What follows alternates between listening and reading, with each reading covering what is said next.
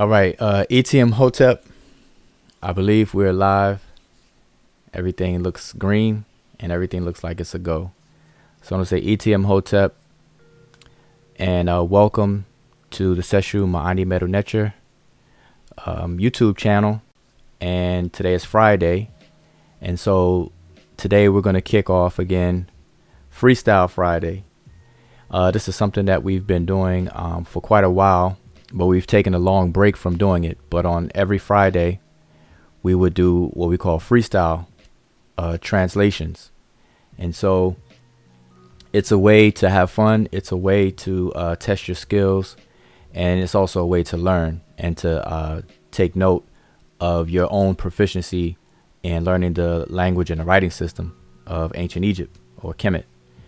And so we're doing that routinely every Friday for a little over a year, actually. And so we've taken a long break from it, that as well as our Divine Words Wednesdays. So we had two shows on our YouTube channel. Divine Words Wednesday was when we would, present information in a more polished or structured way, give a presentation on a different topics for the Wednesday. And then Friday, Freestyle Friday, where we would choose an inscription, or someone would actually suggest one or send us a picture of something, and then we would freestyle and translate it. And so by freestyle, we mean we would do our best without any books, no dictionaries, no sign list, or any of the sort. And we would just see what we know, what we could figure out. And so that's and we also had participation from the viewers. So we're going to start that back up. So today, June 15th, is our first time starting this back up, and we want to keep it consistent on Fridays again. So for those of you who were already aware of our Freestyle Fridays, welcome back. And for those who this the first time, then welcome, ETM Hotep. Welcome in peace. All right, so Rini Wujao, my name is Wujao, and I'll just be running the point guard on tonight's session. But I also have with me a few other members of the Seshu Ma'ani Meru Nature. And I don't know if you all want to unmute yourself, just introduce yourself briefly.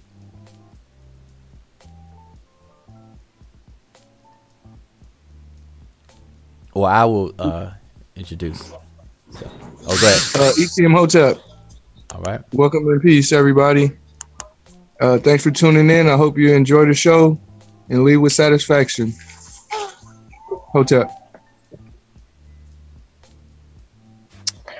Hotep, Reni Imiket, and welcome to our Freestyle Fridays. All right. Team Hotep, Reni Sean. Welcome back, Freestyle Fridays. All right, all right. And other members may be joining in shortly. All right. But we're going to go ahead and kick it off. And like I said, on Freestyle Friday, we would choose an inscription, a picture, or have it sent to us, or, someone would send it to us in an inbox, or we'll see it inside of our Facebook group. So if you're not familiar with our Facebook group, we have a Facebook group, Seshu Ma'ani Meru Nature, by the same name. And you're welcome to join. All right. And in our group, we are we learn. So we're all learning together. So, we welcome any questions, sharing information, things of that sort. All right. So we definitely promote learning. All right. So but we're going to just jump in and get started with our freestyle. So today we're going to discuss this picture here, and just let me know, just to be sure that this picture could be seen on the screen.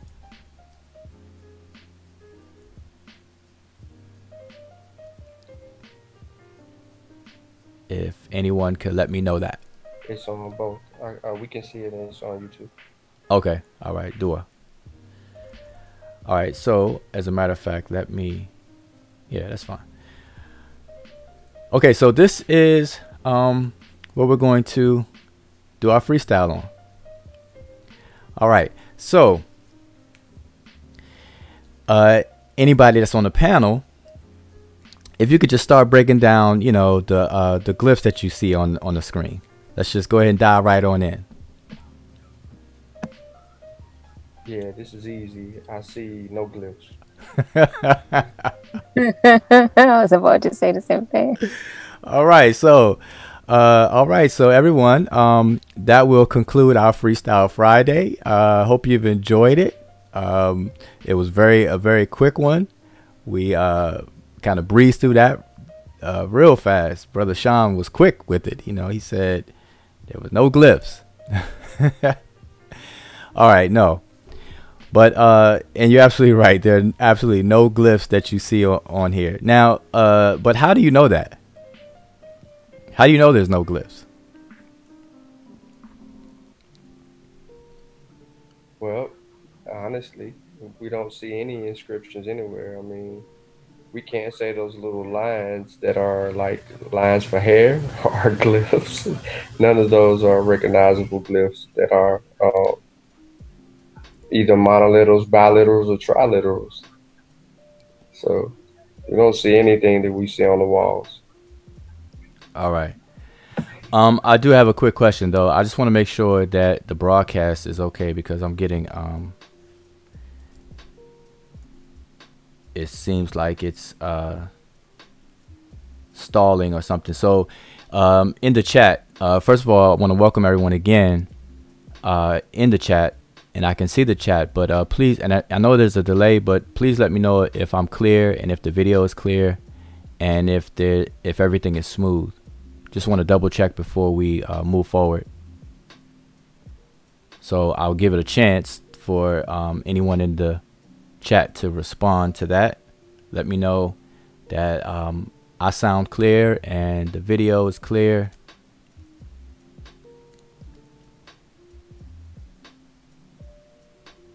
Okay. All right, good. Okay, so we're gonna keep it moving. All right, so yeah, okay, so Sunshine, you said it correctly that there aren't any glyphs, and I was asking you how do you know, and the thing is because it's the same way with English. We know how to write in English, and we know the inventory of English letters and alphabets and what's used to actually write English. So we can look at something and see if there's any writing there, if there's any writing on something. Because why? Because we know English language and we know the writing system. So in order to look at this statue right here and know that there's no writing on there, you have to know what the writing looks like or what would be writing. And so I did that because I want to make a point, drive a point home, that what we call lookership is always one of the very first preliminary things that you do. Now it's nicknamed lookership, you know, in the community. Some people say lookership, but more technically or scientifically, they just say observation. So everything starts with an observation.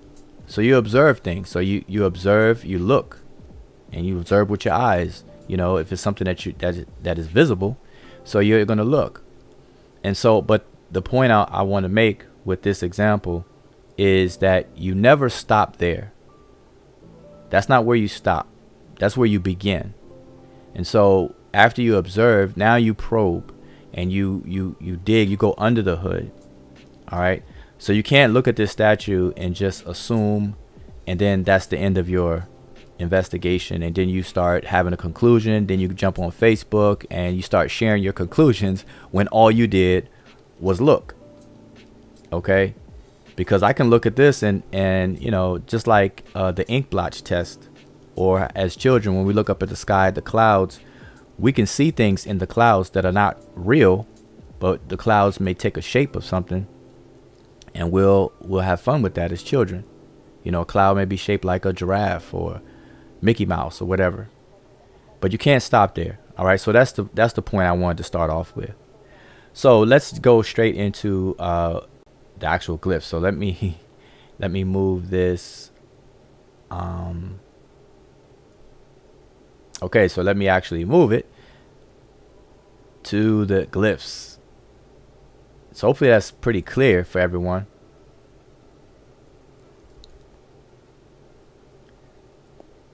Two.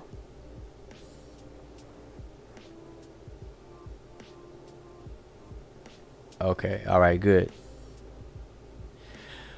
Okay, so now let's get to it. So Freestyle Friday. So let me let you all know again, once again, for those who have just tuned in, what Freestyle Friday is all about. Freestyle Friday, we call it Freestyle Friday to mimic, you know, hip hop. When you freestyle, you know, you don't have anything written down. You just going straight from what they call straight from the dome, straight from the head, off the top of the head, straight from memory. Except this is a little different. Is that on freestyle rapping, you know, you're being creative and you're making up things on the fly. Whereas this, we're not making up things on the fly. We're trying to actually translate what we're actually seeing. So there's something that's said in this inscription. This inscription says something. So we're not going to make up something. What we are going to do that's similar to rapping hip hop freestyle is that we're not going to use the pen and pad, but in our case, we're not going to use any books. So that's why we call it Freestyle Friday, and it allows us to take a personal assessment of our knowledge, our proficiency in identifying glyphs, identifying words, and things like that. All right. So this is a fun thing that we've established, and as well as a teaching and evaluation thing, and we encourage everyone to do this. Okay, so if you are a person who's learning the language and writing system, whether it's on your own or with a group or with a teacher, we encourage everyone to test yourself and do this freestyle. All right, so let's just jump into it. So what I want to say is whether you're freestyling or you're actually going to go through with a more formal translation attempt, you're always going to follow these 4 steps. And we refer to it as Tep Hesab, which is the correct or proper method for translating. Okay, so this would be the Tep Hesab of translations. And so there's 4 steps involved. Everyone does it. Everyone has to do it. These are immutable steps that everyone takes. Even the ancient Egyptians themselves, which we refer to as the Remich. So the ancient Remich themselves perform these 4 steps. It's just that if this was your mother language and mother tongue, and you were already familiar with the writing system, the 4 steps will be so fast that it wouldn't appear that you're even performing 4 steps. But they're there. And the 4 steps are, so the first step is what you would do is you would have to determine the direction in which the glyphs are to be read. So that's step 1. Step 1 is to determine the direction in which the glyphs are to be read. Step 2 is to identify each and every glyph. So you should be familiar with every single glyph that you see. And if you're not, normally you would have to consult a glyph list or sign list. And so on Freestyle Friday, that's what we don't do. We're going to see what we can remember from our head memory. So that's step 2. You have to identify the glyph. And by identify, you have to know what the glyph is, first of all, and then how it can possibly function. Remember, every single glyph in the writing system is a pictograph. That's what they are. They are pictures of the natural flora, fauna, and man-made items that were indigenous to the Nile Valley. So that's what the glyphs are. So that covers their form, their pictures, their pictographs. But then you have function. How do they function? And each glyph has a potential or possible function in 3 ways. Either as a phonograph representing a sound, a logograph representing a word, or as a semanteme, or aka determinative, that helps us determine the meaning of the word that it's in. So step 2, when you identify the glyphs, that identity is your familiarity with what the glyph is and how it can possibly function. So you have to know all of that. That's what step 2 is. Step 3 is a pattern recognition step. And step 3, it's called a pattern recognition or parsing step. And so what you're doing, because the writing system doesn't have punctuation, so there's no commas, there's no spaces between words, you have to be able to identify where one word ends and another word begins. And so we call that parsing, where you're parsing a sentence or you're parsing words. In this case, you're parsing glyphs because you're parsing them into the groupings that they belong to form a word.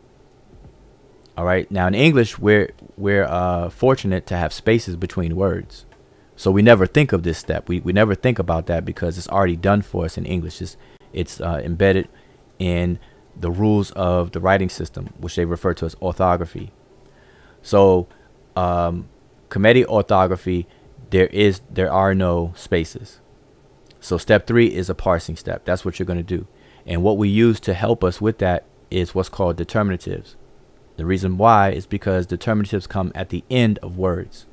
And so if we recognize a determinative, then we know that's the end of the word, and after it is going to be a beginning of another word. And so now we can group our glyphs together. All right. So and once we group the glyphs together to form words, we're able to look them up in dictionaries to know what they mean. So all of that is step 3. Step 4 is to come away, is a conclusionary step. Step 4 is the final step, that you're going to walk away with a sensible translation. And by sensible translation, it is it's a step where you have to apply the proper grammar to the words that you are familiar with from step 3. So now you have to be familiar with some grammatical features and things in the language. So then you could come away with a sensible translation to make it make sense in the target language that you're translating to. In our case, it would be English. All right, so those are the 4 steps that everyone takes and everyone does. And obviously, when I said earlier that even the ancient Remish perform all these steps, obviously they wouldn't need to perform step 4, translating, because translation takes 2 languages. It takes a source language that you're taking meaning from, and then you're bringing it into a target language. So it'd be no need for, like for us, it's no need for us to translate English into English. So that step obviously would not take place in those times. All right, so now with all of that being lined up and said, now we can get started with our freestyle. So step 1, the direction in which the glyphs are to be read. So anybody on the panel, you all can, somebody can let us know what that is, the answer to that, and why. The chat answered. Lisa said horizontal, right to left. Horizontal, right to left. Okay, why? Because, well, I'll answer that part for. We have the birds, we have people. I say birds, but we have animals that are facing to the right. And we also have people, even the deity, facing to the right. So you read into the glyphs and not to the back. So she was correct. All right. Okay. And are you able to see my cursor? Okay, you're not able to see my cursor. Let me make sure I get my cursor on. Give me 1 second here. No, we can't see it. I want to be able to point out. Okay, there we go. My cursor's on. All right, good enough. Okay, so all right, that is correct. So we have step 1. We always read into the glyphs, and the easiest way to remember that is the same way that we talk to each other. We don't talk to the back of each other's heads. We talk to each other's face. So this is what we do. You pretend you're having a conversation with the glyphs. So you're gonna face them. So if they're facing to the right, you're going to read from the right to the left. All right, so okay, that was the first step, and that's correct. Step 2 is to identify glyphs. It's the identification or investigation process. So now we're not going to identify every single glyph that we see on the screen, but let's identify a couple of them. So in row number 1, where my cursor is, we can name the row. 1, 2, 3 is what you can see on the screen so far. And so in row 1, someone on the panel identify, let's just do 2 glyphs from row 1 and then 2 glyphs from row 2.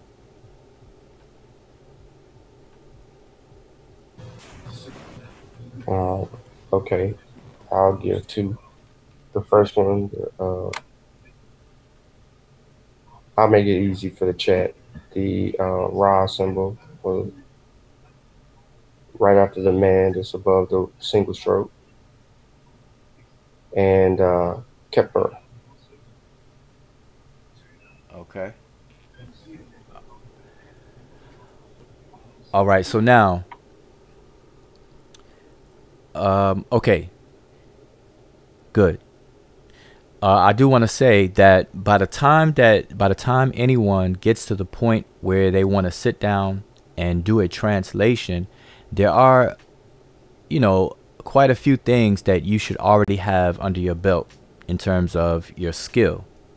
And one of those things, most important things, is that you should have memorized what we call monoliterals. And mono meaning one. Monoliterals are glyphs that represent single consonants, or one consonant or single consonants. And those are 24 in number, individual glyphs representing 25 sounds. And so those should be memorized. If anyone takes a course from, whether you learn on your own or take a course from someone, and you'll notice anyone's taking my course with me, that is one of the first things that you're told to do, is to memorize the monoliterals very early on in your studies. All right. And that is a must. You can't get anywhere without doing that. OK.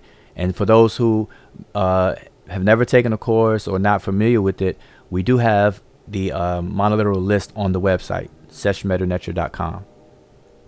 Just go to the menu and it just choose alphabet, and it will show you all of the glyphs that we refer to as monoliterals. It's nicknamed alphabet, even though it didn't serve or function as an alphabet, but it would be more so accurately called a pseudo alphabet. All right. It's the closest thing that we would see as an alphabet. Okay. So those should be memorized. So no one should have any business being stumped or have to look up monoliterals. All right. So the 2 glyphs that Sunshan gave are not monoliterals. He gave this one here, I'm circling, and then this one here, the scarab. Okay. Now, when you identify what you're looking for, what you need to know is what the glyph is, how it can possibly function. Okay, so although we know this is a scarab beetle, we have to know how it is transliterated and what the possible ways that it can function. So, Sean, how is this transliterated? The scarab. Kepler, lowercase xpr. Okay, XPR. All right. So in the second row, anybody else want to identify 2 or 3 from the second row? Okay, I'll go ahead and do it. We have the owl, which is a monoliteral, and then we have the sandal strap for the ankh right next to it. All right, do one more because we want to avoid monoliterals, as I said. Okay, then we have the hand holding a conical loaf. All right, let me just direct my cursor there. Okay, so the hand holding the conical loaf here, and you said the sandal strap as the ankh. That's a triliteral. So how would you transliterate this glyph? That would be AN X, lowercase x, as Ankh. Okay. And how about this first glyph here? That would be Hotep,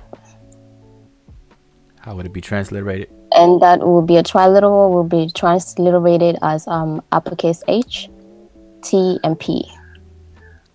All right. Now, notice that you said lowercase and uppercase. What's that all about? We use that. That's the manual decodage, and we use that for writing on a keyboard or on the net. And we also have the diacritic, which has special letters with a special mark that we use, but that will not be practical on while writing on a keyboard. Okay, so these are transliteration systems. Yes, transliteration systems. Okay, so manual decodage is a transliteration system that we utilize for social media, and it prevents us from the need to have special keyboards and things like that, as you were saying. All right, so excellent. All right, so that's step 2. Step 2 involves identifying all of the glyphs. Now, we don't have time. We don't want to spend all night to identify all of the glyphs and discuss them. So we just did a few of them, 2 out of the first row and a couple of them out of the second row. So now we're going to move to step 3. Now, when we're doing the Freestyle Friday, we tend to merge step 3 and 4 together because of the nature of us not being able to use books and things like that. But in normal circumstances, as I explained before, step 3 is distinct from step 4. All right. So, but we kind of go back and forth as we're walking through the inscription. So, but let's start off with step 3, the parsing aspect. So let's identify some words by telling me the number of glyphs that's included in the words. So we're going to start with row 1, and I will start with the first word. So the first word here are these first 2 glyphs: the star and the man with his arms up in praise.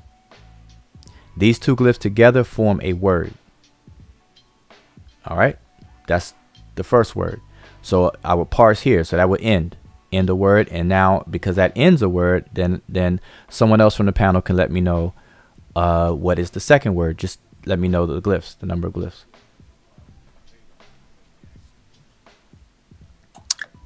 The second word would be Ra, and that would be the next 3 glyphs, which include the sun disk here, the sun disk, the single stroke, and the seated deity.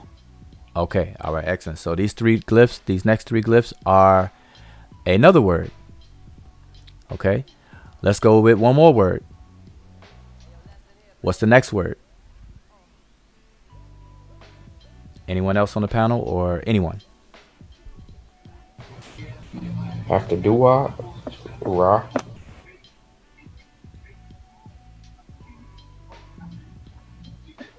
No, so that MEK already gave Ra. We're on the third word. Sorry. Okay, so she's praise Ra. And you're giving the meanings and everything. We're still on step the beginning of step 3. So we are what we're doing is parsing, and we're giving the number of glyphs that are included in a word. Okay, the next ones would be the 3 glyphs. Okay, the next 3 glyphs. Yeah, the next 3 glyphs. Okay, so it would include the placenta. Now, just as a note for the viewers, this circle here looks close to this one here, and so this may create a problem for people who are just beginning, because they look alike, and people may mistake one for the other or them to be the same.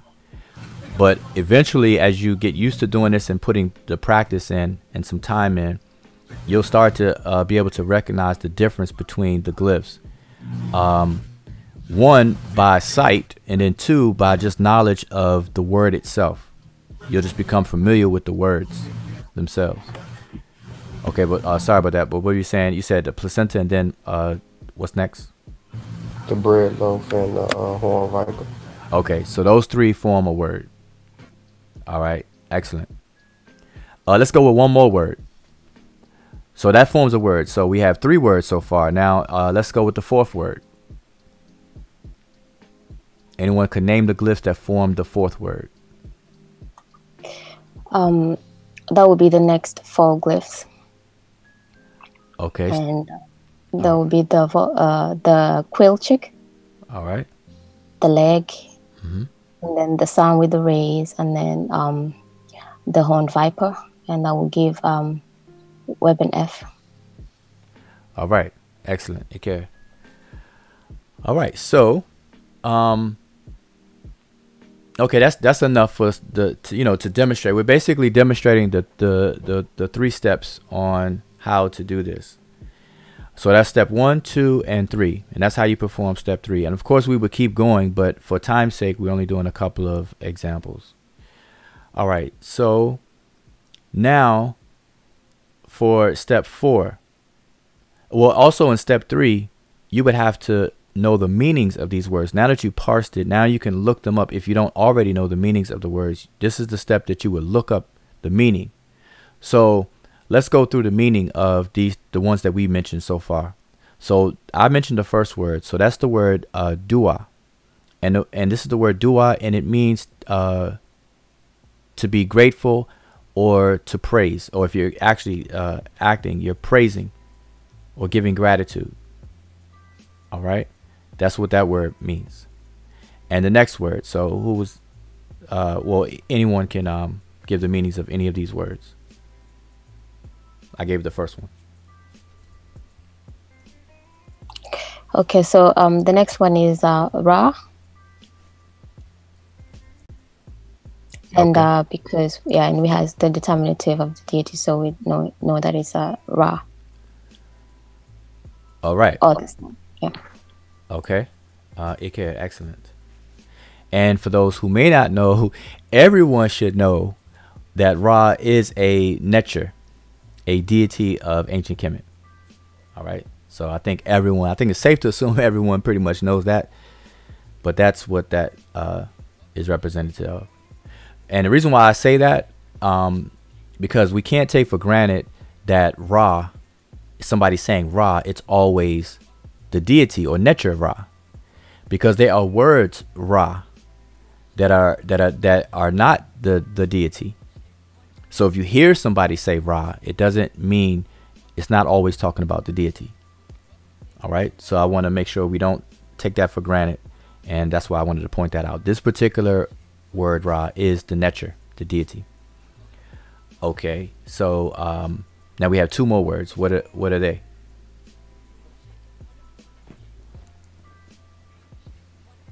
And it could be anybody on the panel. I can't see who's on the panel now. But anyone. Well, I'll do the 3rd word. The 3rd word is chafet. Chafet, which is a word to say when. Like when. W-H-E-N, when. Okay. And the next word. Anybody want to tackle the next word? Give its meaning. So that is weapon F, and it will be rise. That's when he rises, because you have weapon and then the suffix pronoun F. So it will be he rise. Okay. Iker, excellent, excellent. So that would be step 3. That's an example of step 3. So you have to parse the words, or parse the glyphs, I should say, into words, and then take those words and understand the meanings of them. And if you don't know it by heart, then this is the step where you use a dictionary. So step 2 is where you use a sign list, and step 3 is where you're going to need a dictionary handy. Okay. And now step 4. Step 4 is to do your translation, to actually put it together to make it make sense. And this is more of a grammatical step, because you're going to have to know both languages, because remember, translation is a semantic endeavor. So what you're doing when you translate is that you're taking the meaning from a source language and transing it, which means moving it over into a target language. And you have to have the closest meaning that you got from the source language. So you're taking the meaning from the source and bringing it over to the target. Now, when that occurs, for the most part, and for most languages around the world, you're going to have to apply or make some adjustments to the target environment, which means you're going to have to understand the grammar between both languages so you'll know how to adjust it. So I'll give you an example that a lot of people may be familiar with is, and that's an example I always use with Spanish. When I say Casablanca in Spanish, Spanish speakers know what I'm talking about. But when I want to bring it over into English, I would have to translate that as White House. But if I were to translate it literally or word for word over into English, it would be house white. And we can't leave it that way. So we have to make the adjustments according to the target environment, which would be the grammar of the target language. All right. So this is what we do for step 4. We translate it, and we have to make those adjustments, those grammatical adjustments, in order for it to make sense. So that's why the 4th step is called come away with a sensible translation. The key word is sensible in the target language. For our case, it's English. All right. So and then also in a few minutes, I will check in on the chat. All right. I see we do have some viewers. And also, what we're going to do after this, we are going to, because yesterday I did a video on Facebook Live. I did a video and I was addressing some claims that was made by some other individuals. But in me addressing those claims, I went over a brief example or demonstration of Egyptian math. Okay. How the ancient Remich did algebraic equations. Okay. So what we're going to do tonight, I'm going to do that again because I got so many requests to go over that again. But this time we're going to go over 2 algebraic equations. So we're going to go over that again. So for those of you who are listening, be sure to share the video, because we're going to go right into that after we do this. So share this video. You should already be a subscriber. And if you're not a subscriber, shame on you. But subscribe to our channel and make sure you click the bell so that you're notified when we go live. But we're going to do our best to keep this consistent on Fridays, and we're going to have Divine Words Wednesday start up again. So we're not going to pop up out the blue on you, but sometimes we may. So you make sure you subscribe and make sure you click the bell on there. And also, if you are pleased or content, as we say Hotep, we say ETM Hotep, and if you are truly at Hotep or at peace, then make sure you click the thumbs up, like the video. All right. If you don't like it, thumbs down. But if you do that, at least leave a comment. Tell us what you didn't like or whatnot. All right. Don't leave us out there like that. So anyway, all right. So we're gonna pick back up. So we're at step 4. So remember, step 4 is to come away with a sensible translation. Now I know we only discussed, we kind of skipped around. We only discussed 3 or 4 words in the first row, and we didn't discuss any words in the second row or anything like that.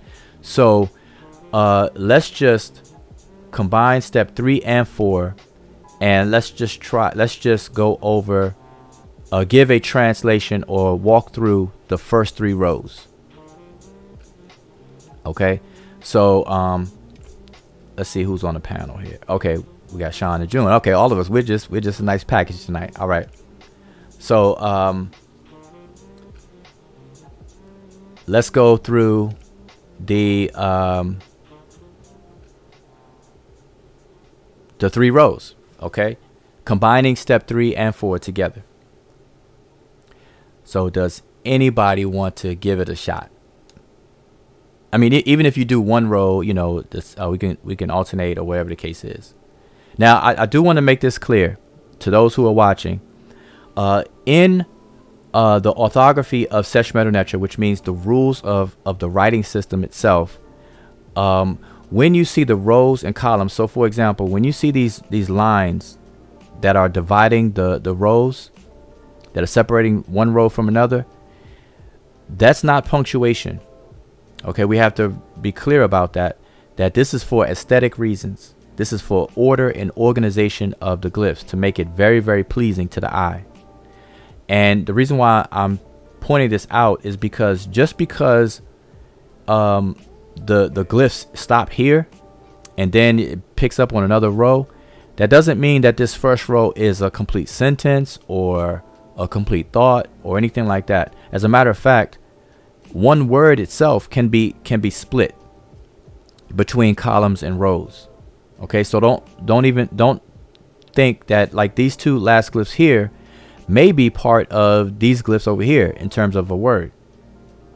Now that's not true for this particular case, but I'm saying don't rely on that. So remember, these lines here that separate rows and in columns, in column form, if you see that, they don't represent the separation of complete sentences or anything of that nature. So I want to make sure that's clear and point that out. Okay, so I brought that up because when I just now said we can go over, you know, row 1 and then row 2, but sometimes it may bleed over into each other. Okay, so let's just give it a go for this. If we were to just come away with a sensible translation for this. And remind you, I also want to say this, that our pronunciations, everyone's pronunciations of Rodney Kemet being the name, the indigenous name of the language, Seshmeter Neter being the indigenous name of the writing script. So the pronunciation that we have for Rodney Kemet is just conventional pronunciations.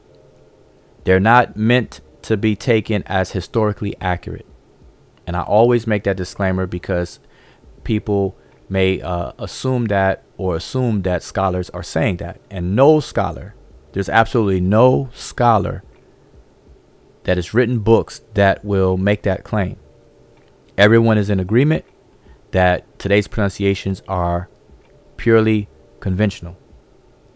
Now, the accuracy of our pronunciations, if it is accurate, it is coincidental. All right. Now, the big question that people ask when I say this is, does that have an effect on understanding the meaning? And the answer is absolutely not. So we can understand what everything means without being able to pronounce it correctly. As a matter of fact, I can read this artifact without saying anything. And we call that reading silently, or reading to yourself, or reading in your own head, where I don't have to pronounce anything. And we do it all the time in books. You know, if you're out in public and you're reading something, you're reading a book, you're not going to read out loud. You're going to read silently. So you're not pronouncing anything, but yet you understand it. So I just say that to confirm, you know, to kind of demonstrate or to support what I'm saying is that pronunciation does not affect understanding the meaning. Okay, so now back to step 4. So step 4 is to translate. So anybody want to give a shot?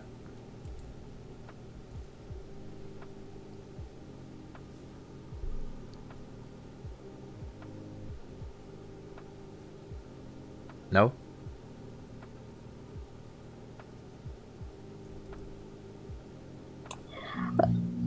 Go ahead, Sunit. Yeah, I was just quickly trying to translate in my head, but it would go something like praises to Ra when he rises, and then we have Ar Keperet until happens or occurs, and then we go into the second row, which will be Hotep FM Ankh, and that will be his setting in life. So praises to Ra when he rises until there occurs his setting in life, something along that line. Okay, excellent. That was very good. Very good. So where'd you stop at? So I stopped at Ankh, which was the sandal strap, and the two phonetic complements, which are the water ripple and the placenta on the second row. Okay, yeah, just give me a second. I want to get my cursor back. I want to follow what you were saying.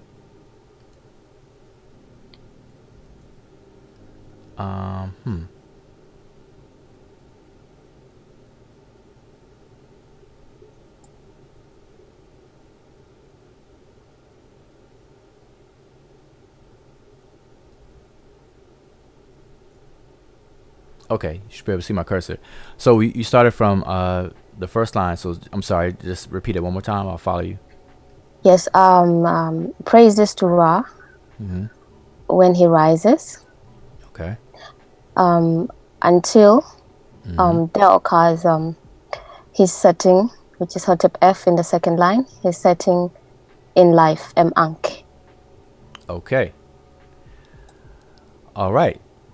So we have praise Ra when he rises, weapon F, and then or people will pronounce this open mouth, Keperet, in regards to the occasion of his setting, and then and you have Ankh, life. All right, excellent. So let me just tune in on the YouTube channel. Did anyone else who's watching, did anybody get that?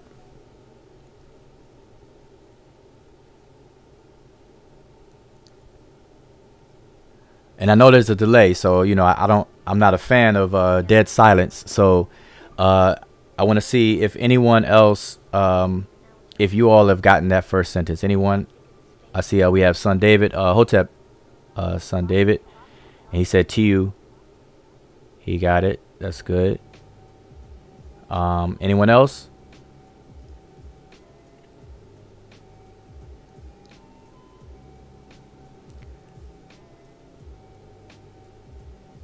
Sonette Lisa says, yes, I got all of it. Not.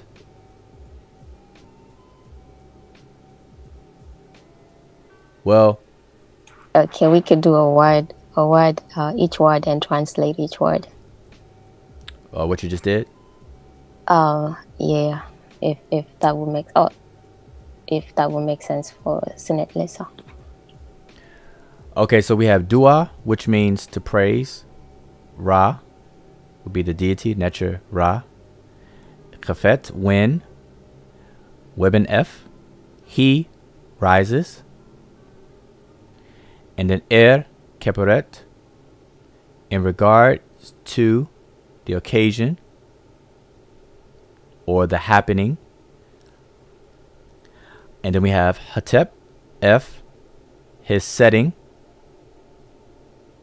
Remember, Hotep, people see Hotep as meaning peace, but Hotep, it also, the Hotep actually deals with a scope of words that have a common theme to it, because Hotep in and of itself means an offering, and it usually has to do with food, but it's also the results of eating, or the results of something centered around food. And so when you're eating, you eat to be satisfied. You're satisfying the nutritional requirements of your body. And so you're satisfying your needs. And so Hotep also means satisfaction.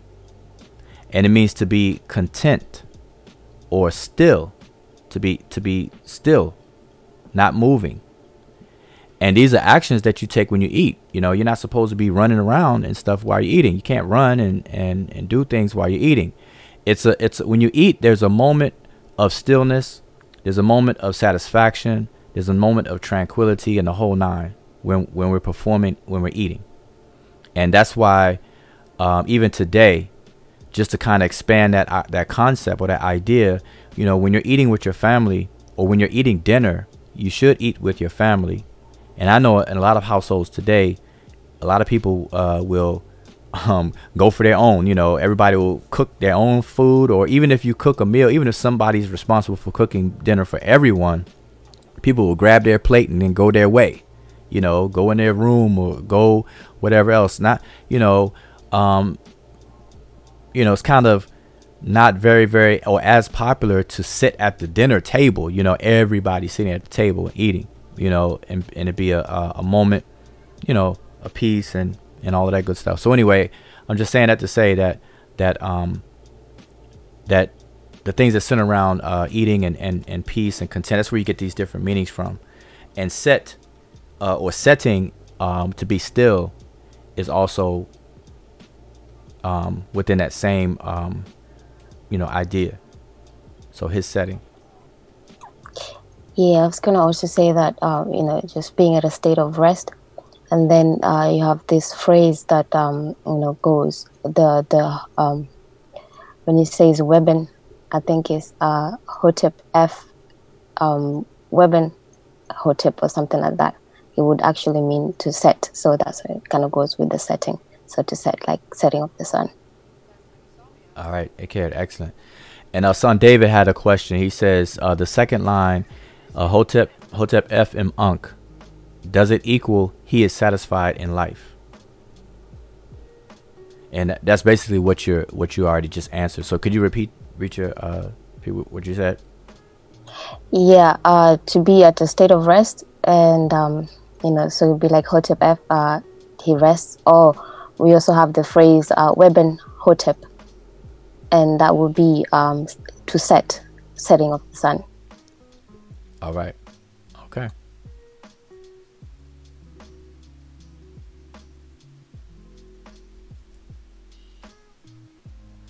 All right. So let's continue after that. Let's just do a little bit or the part right after that. And I'll do that so we can kind of go into the next part of this. Unless anybody else want to do the next part of line. We're in line 2, or row 2.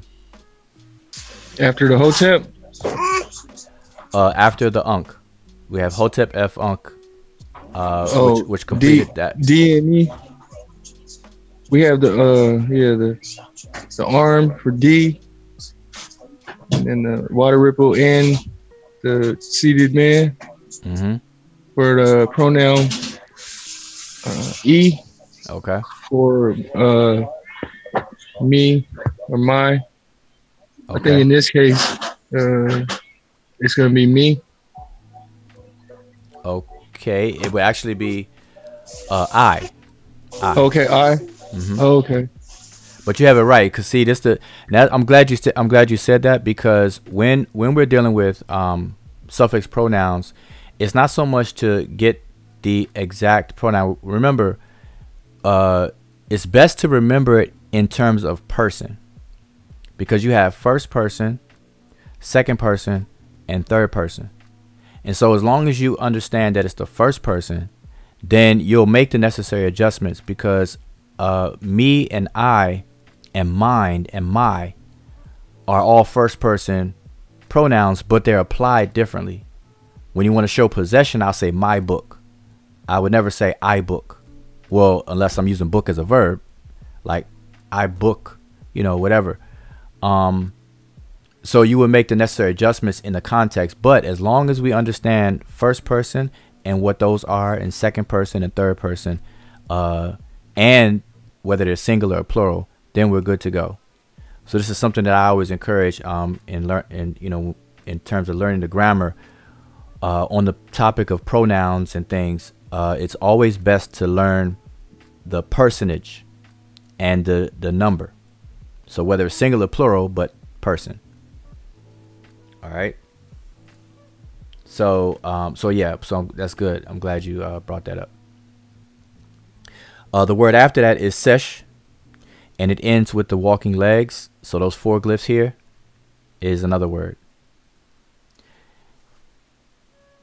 And then we have in, and then we have a boat, and we have the column on its side. So this is the great boat or great bark. And so what this is saying is that I give, and this word here, sesh, is a word that means to pass. It's a word that means passage or passing by and things like that. So I give passage to the great boat or great bark, solar bark. Okay, so that's what this is saying. So this last half of the second row, I give passage to the great boat or for the great boat. All right, and we could continue, but like I said, we don't want to have a very long video, but I think those first two lines are good enough. So does anybody want to just kind of go through those first two lines again as one like fluid translation, then we'll move on.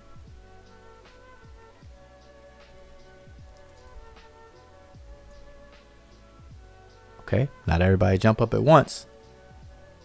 All right, I'll do it. So we have Dua Ra Chafet Weben F Keperet Hotep F M Unk DNE Sesh in that particular boat. I believe it is the day boat, Menjet. So Menjet A, which would be the great solar bark. All right, or it could be Wia, the other bark. There's different names for different boats. You know, without being specific or looking at us specifically, it would be any of those possibilities. So what it says is adorations to Ra when he rises, and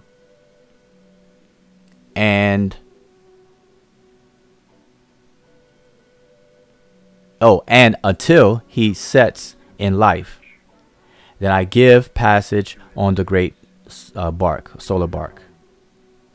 All right, so that's pretty much the first line and the second line. So is that clear to everybody on the panel? And those people who are watching, is that pretty clear? And son David, I see your question still down there. Hopefully your question was answered, and let us know if it was.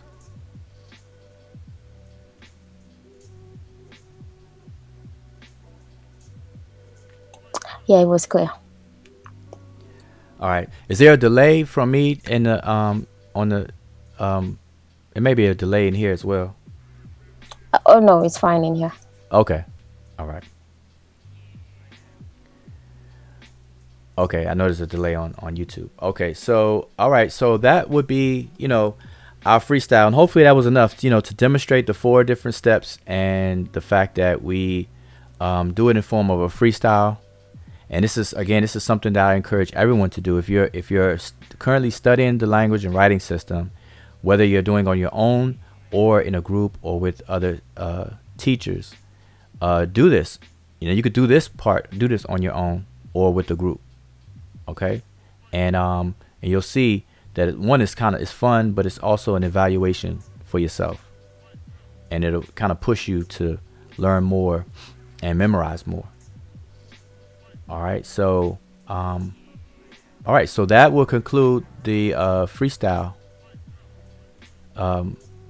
for tonight, Friday night freestyle. So we're gonna move on over. So before I move on over, anybody on the panel have any comments, anything to say, add to the conversation?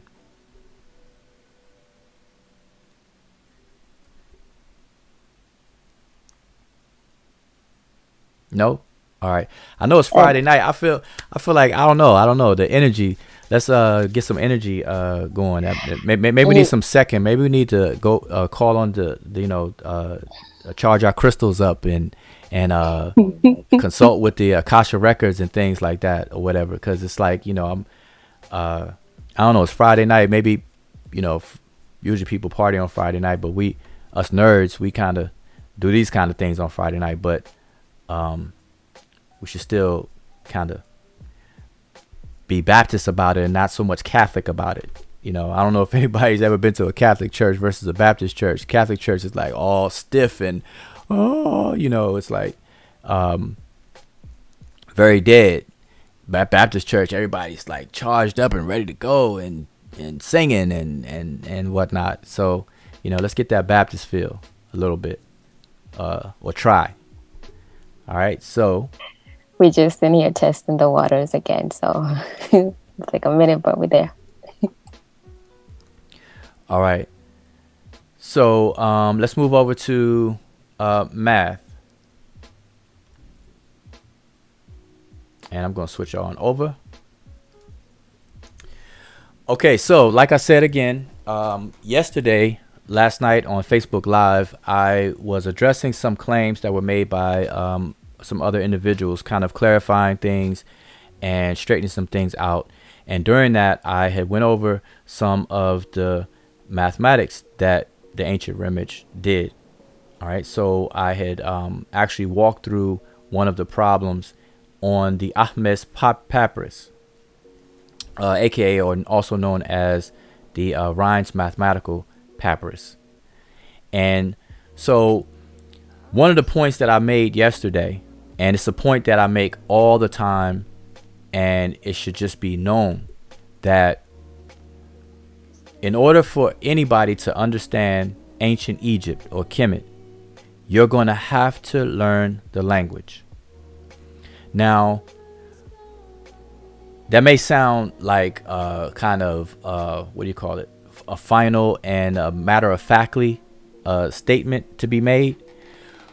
And not everyone will learn the language, but yet they can still know things about Kemet.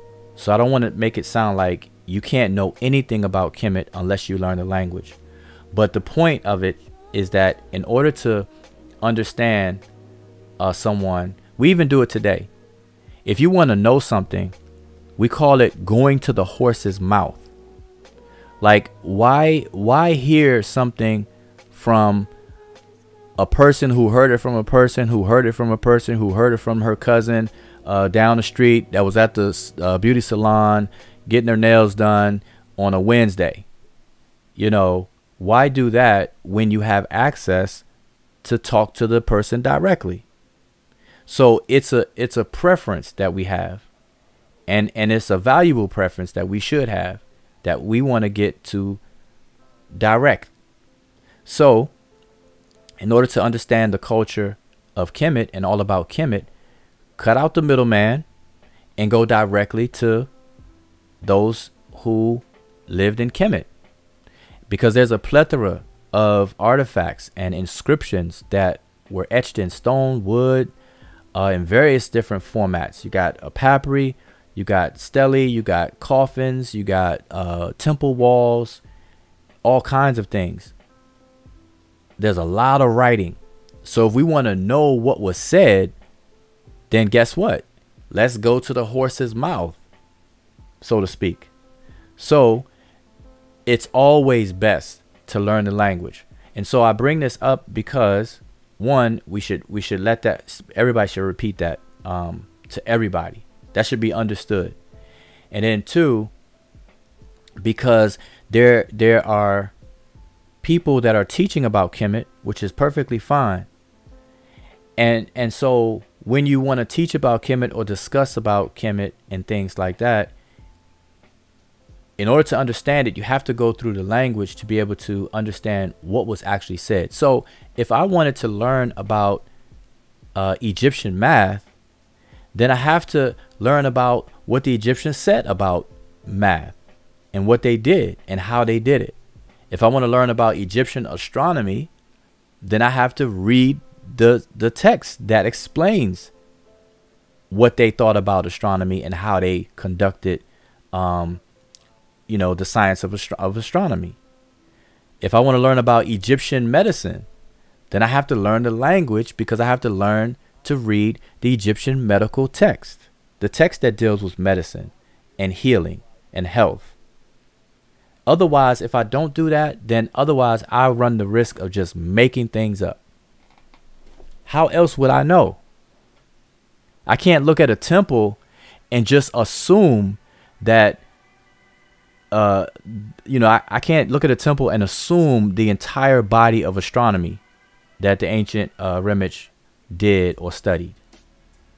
Instead, why do that when I can just read the astronomical text, the text that deal with astronomy? That's the best way to go.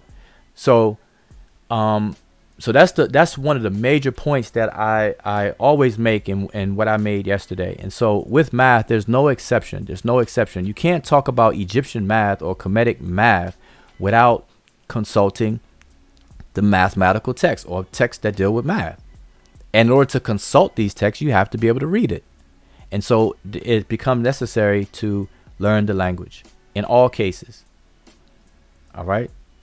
So hopefully that's understood. All right. So now we're going into the math. So can you all see my screen? 2. All right. So this is what I shared yesterday, and this is a portion of the Ahmed's papyrus, mathematical papyrus.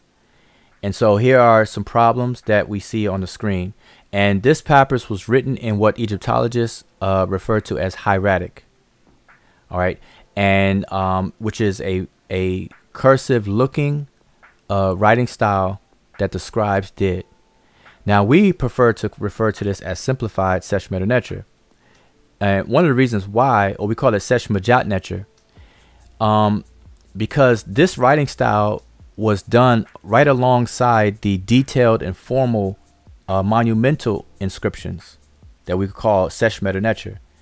And because of the different medium that this is written on and different tools that were used, the scribes had to create ways to make it more efficient for writing.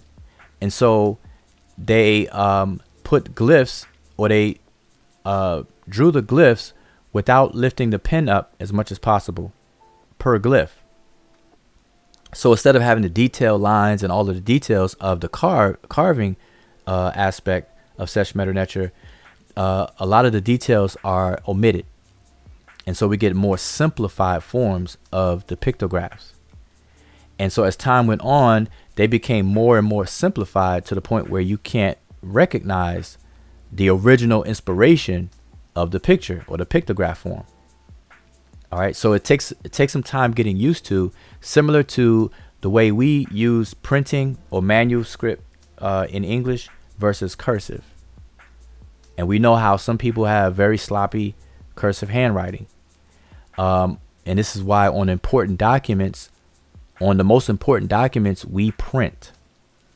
When you're filling out an application or, you know, something of importance, it tells you to print your name, print your address, print your number, social security number, or, you know, things like that. Okay, you don't want to run the risk of someone has to send you an important package in the mail and you wrote your address in handwriting. You want to write it in print, very legible, very clear. Okay, so that's what we're looking at. We're looking at what they call hieratic. So what yes. Yes, I was just quickly going to say that looking at the Sesh Majat Neter, that pretty much thwarts the claims that we hear of people talking about the writing system is not a writing system. They're pictographs that are not meant to be read. You know, and we know that those kind of people tend to lean towards the more pictorial, glyphs, and not really focus so much on the other scripts that the scribes were using. That's an excellent point. That's an excellent point. And that is a point that we always should bring up to those people who don't believe that the writing system is indeed a writing system. And those people who believe that the pictures are just symbols. Because you have to understand that what we're calling pictures were also simplified and written. And they never say that about hieratic. They never say make those claims about hieratic, but they do so with the more formal, detailed carvings, not knowing that the hieratic represents the exact same thing. Like, for example, on the screen right now, we can look at this glyph here that my cursor is circling. This glyph here is the scarab beetle. This is the scarab. Now, when you first look at this, it may not look like a scarab to somebody who's new to this, but like I said, it takes some time, just like cursive handwriting. But this is the scarab beetle. So if a person's looking at the formal detailed glyphs and thinking that they're just nothing but symbols and don't represent speech, but notice that they don't say the same thing about hieratic, this document here. But yet we can point out that this is a scarab beetle. This is an owl. This is a hand, where I'm circling here. This is, I'm sorry, the arm. Okay, this is the masthead of a ship, right here. Okay, these are three strokes for plural. This here is the tied up papyrus. Okay, it takes some time to get to know what these are and get used to it, but the fact that we could point this out will completely eliminate or refute the claim that the hieroglyphs are nothing but symbols, because we can show the one-for-one exchange between the formal detailed way versus the more simplified way. And that's basically what I'm doing right now. Okay, so let's move on to the problem. So I'm going to walk through this problem that we discussed yesterday. So for those who missed it in the chat, you know, I'll just go over it again, and I'll be looking for any comments afterwards or any questions. All right, so we're going to I'm going to monitor the chat.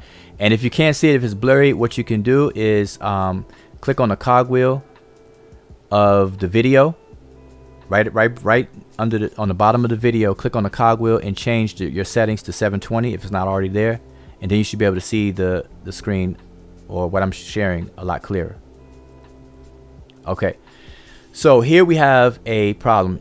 Now in the hieratic, what scholars do, and this is something that's been something that all scholars do out of convention, what we would do, or what they would do, is they would transcribe the hieratic, what they call hieratic, into the formal glyphs. So I followed suit and did the same thing here. So here's a transcription of the simplified version into the more formal detailed version. So that's what we're seeing here. Okay, so we have 4 rows of glyphs.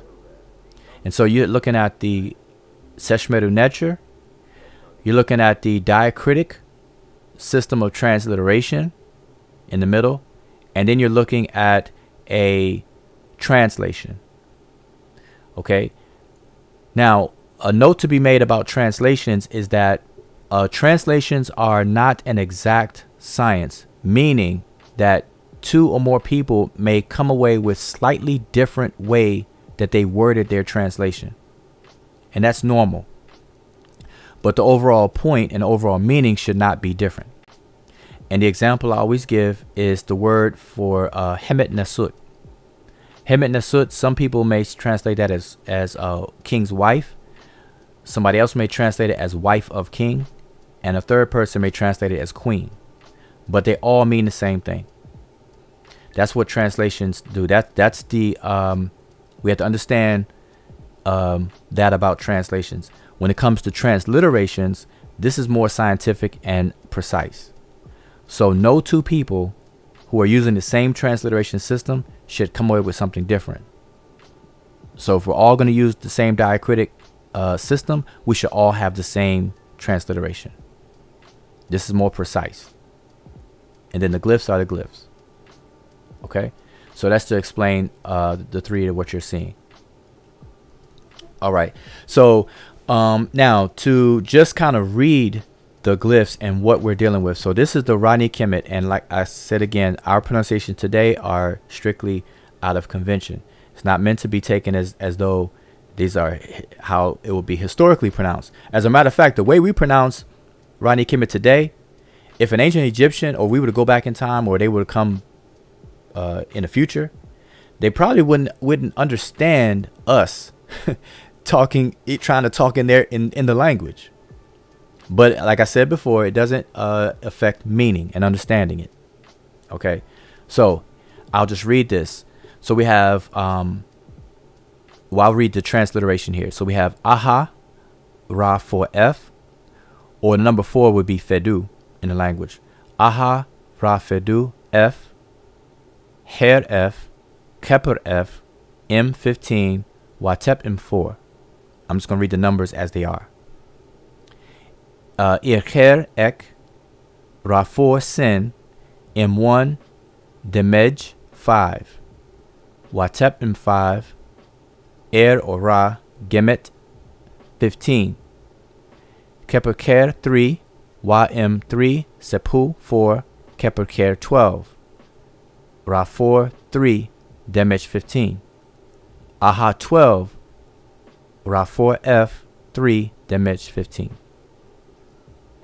Okay, so that's how you would roughly read that. And you could read it from the glyphs. You know, if you're familiar, I was reading it from the transliteration.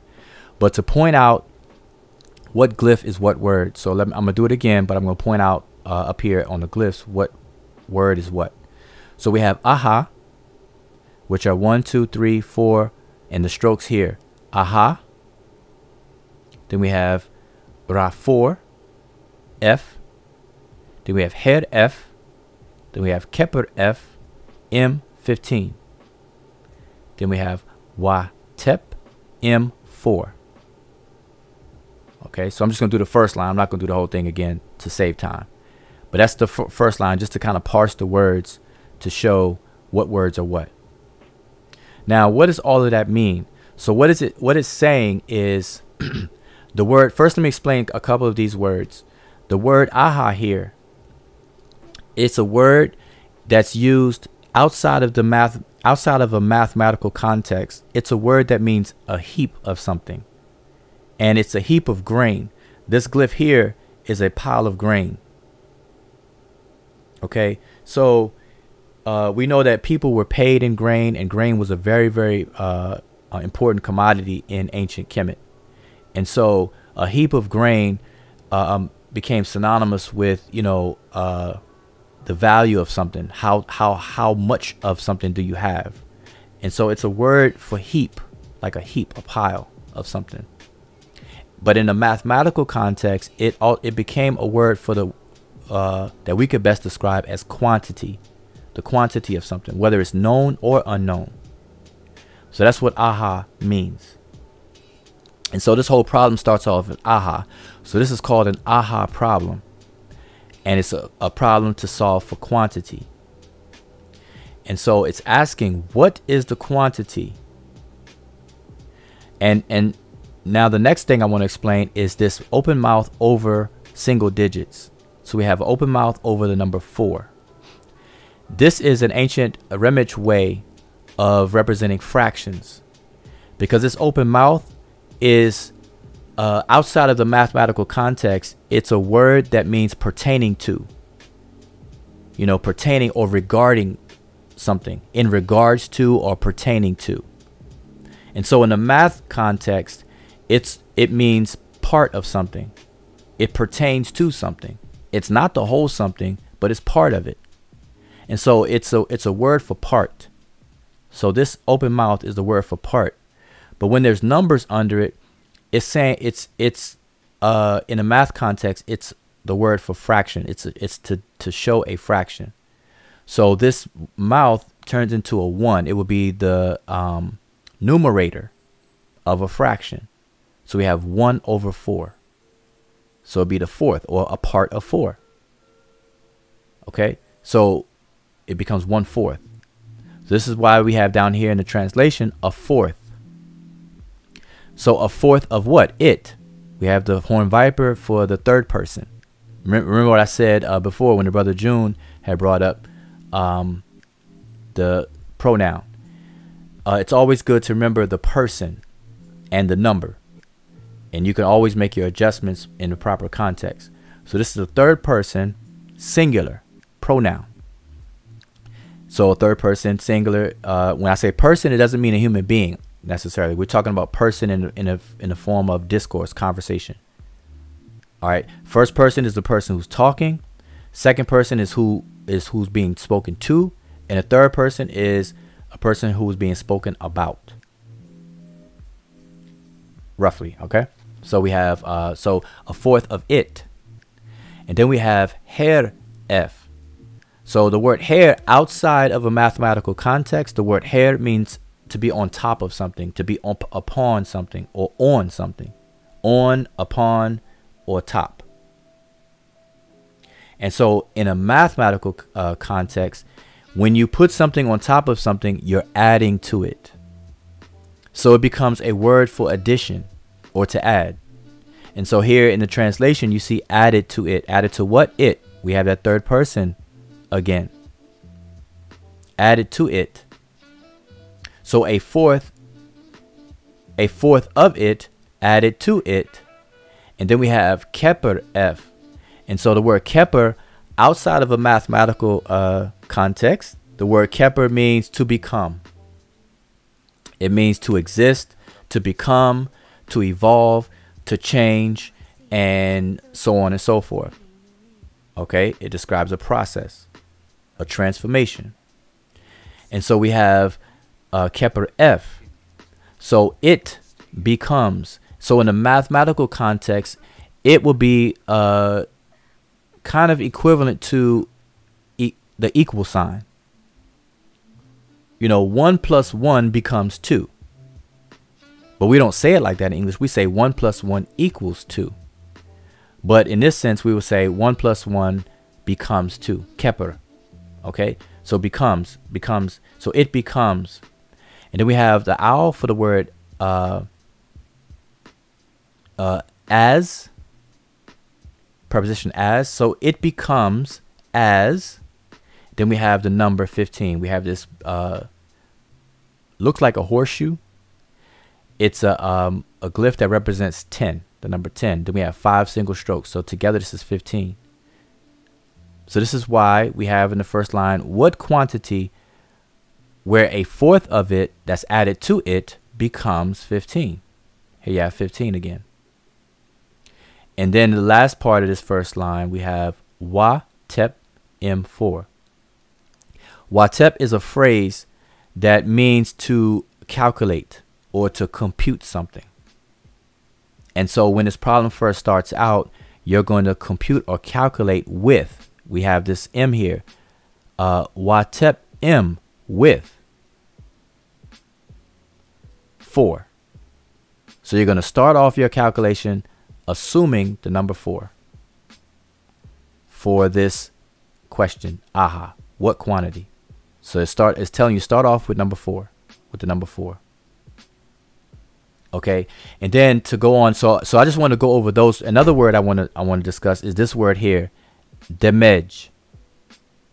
Okay, this word means total. Outside of a mathematical context, it means to collect.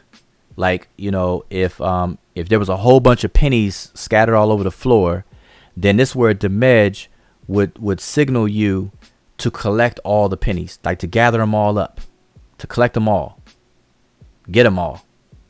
And so in a mathematical context, it means total, the total of something, put it all together. Okay, so I think that's enough of those particular words, just to give you, some definitions of these different words here. So now just read the translation. So the translation reads, what quantity a fourth of it added to it becomes 15. Start off by assuming 4. So assume 4. You have to make their fourth as 1 and total 5. Divide 15 by 5. The result must become 3. Now notice I said must become and it become. So this word become, you can expect this to be keper somewhere, right? So let's go up here and I'll show you where keper is.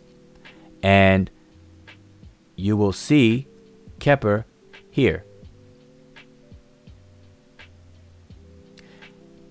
This time it says keper ker. So it must become 3, the number 3, 3 strokes. So the result must become 3. Keper ker 3. Okay. And then it says multiply. Remember, we have wa again to compute something. Okay. Multiply 3 by 4. So you have number 3. Then we have sepu 4. Multiply. So you're computing with the multiplication, the the operation of multiplication, 3 and 4. Compute as a multiplication of 3 and 4. Number 3, and we have 4 strokes here. This word right here, sepu, is a word that denotes to multiply, basically. And if you for those who already may be familiar, now what I'm doing is I'm giving the mathematical context and also the non-mathematical context, because all of these words are regular words in the language. Okay, it's just that, like in English, if I say 1 and 1 is 2, notice that I'm not using any mathematical operators. I said 1 and 1 is 2. The word and is used in everyday speech. I could say 1 plus 1 equals 2, or I could say 1 and 1 is 2. So I'm just showing the same thing in Ronnie Kemet, that these words are words that they use in a language. So those who are familiar, you may be familiar with this word sep. And if you see sep, like sep 2, it means to repeat. If I say dua sep 2, that means to say it, or dua sep diu. It means to repeat dua 5 times. So it's a multiplier. So dua sep diu, I would have to say dua dua dua dua dua. I have to say it 5 times. Okay. So so just keep that in mind. So this is, so in a mathematical context, the word sep means to multiply, to do something that number of times. So we have 3 sepu 4. So multiply by 4. So do 3 4 times, basically.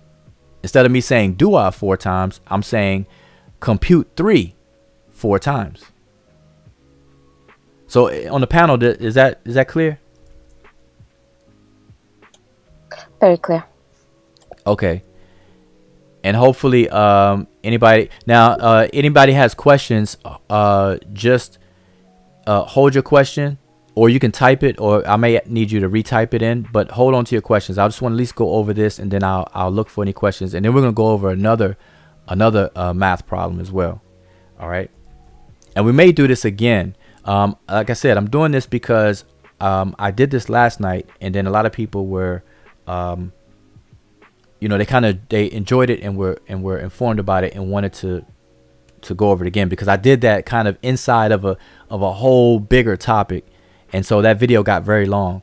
And with this one, a Freestyle Friday, we're going to add these little tidbits to our shows. All right. Always room for learning new things, right? Okay. So to continue, we have, so I left off with 3 multiplied by 4. And then we have this must become 12 again. See, must become 3, must become 12. So just like I had Kepper Care 3, we have Kepper Care 12.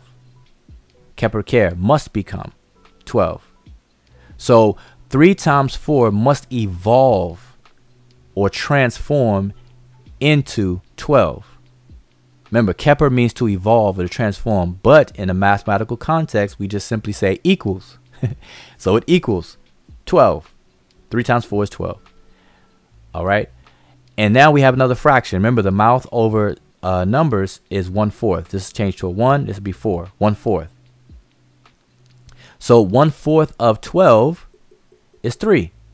It says a fourth of it is 3. That's correct. 1/4 of 12 is 3. See the 3 strokes here.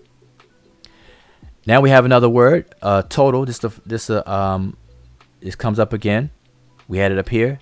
Damage 5. You see total 5 right here. Now we have over here total 15. So we have damage 15. We have 10 and 5. So damage 15. Now we have the word that we saw at the beginning. Aha. We have aha again. Up here it was unknown. So aha represents X. Down here it's known. Why? Because it's going to tell you. Aha is 12. So the quantity is 12. And then it says a fourth, which is 1/4. A fourth of it, which is a fourth of 12, is what? 3. The number 3 here. A fourth of it is 3. And so when we add a fourth of it, we go back to the initial problem, the quantity, which is now 12, a fourth of it, which is 3, added to it, which is 12, so 3 plus 12 becomes 15. And that's what it's saying. The quantity is 12, a fourth of it is 3, and that totals 3 and 12 equals 15. We have Demej 15 at the end. So is that, as far as the panel, everybody follow on with that?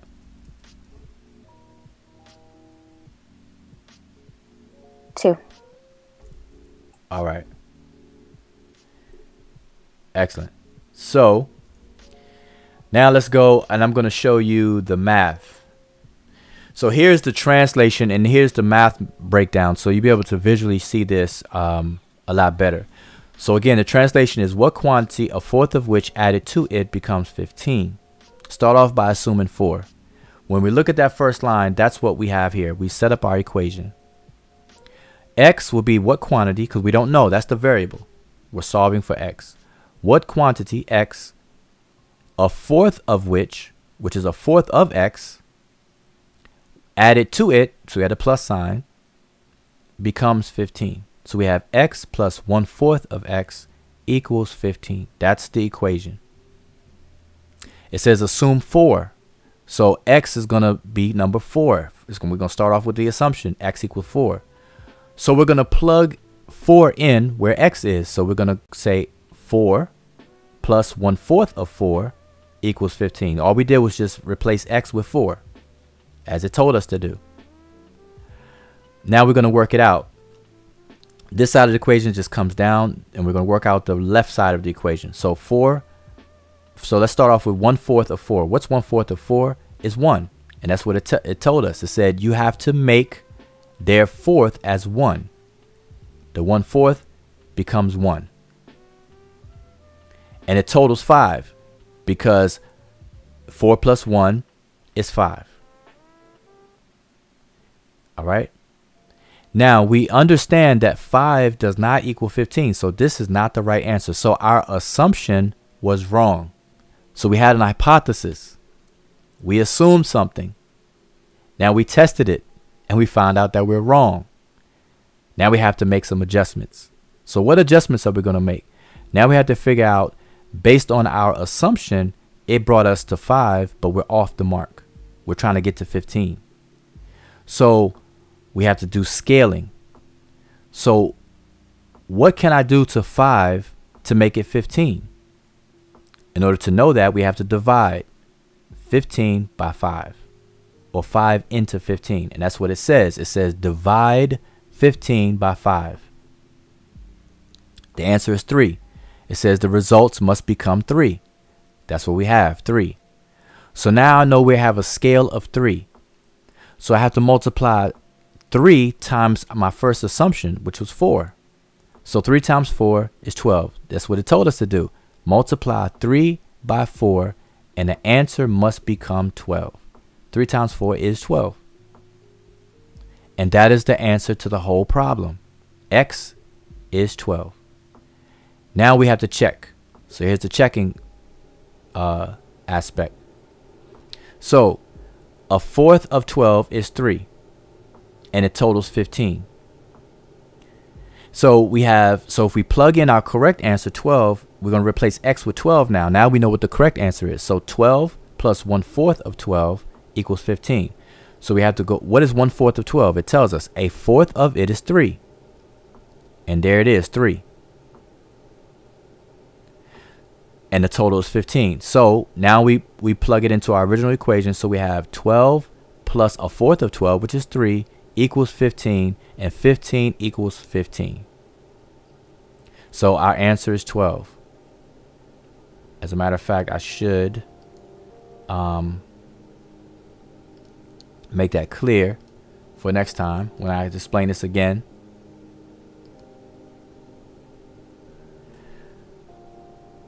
We're going to set that right there. That's going to be our answer. Make it so everybody can see it. Okay, so that's our answer. 12. That's what X. Or better yet, let's do it this way.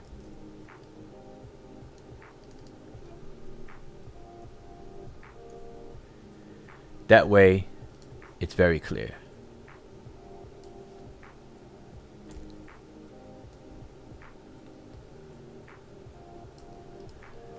Okay, so x is 12. Okay, so that is that problem. So did everybody follow that? Hopefully in the chat, you follow that. There's a delay, so anybody that have any questions, I'll stop here for a second and see if anybody has a question about that. Not a question about math, because, you know, this is well, yeah, this is easy enough.